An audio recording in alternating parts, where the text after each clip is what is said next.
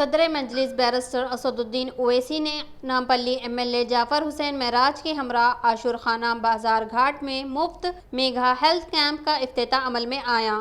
इस health camp में सालार मिल्लत educational trust की जानिब से डॉक्टर से मुफ्त मशवरा और दवाएं भी मुफ्त दी जा रही हैं। इस इफ्तिताही तकरीब में अहमदनगर कॉरपोरेटर आयशा रुबीना, साबिका मेयर हैदराबाद व मेहदीपट्टनम कॉरपोरेटर माजिद हुसैन के अलावा दीगर मजलिसी कायदीन व सरगर्म कारकुनात भी मौजूद थे।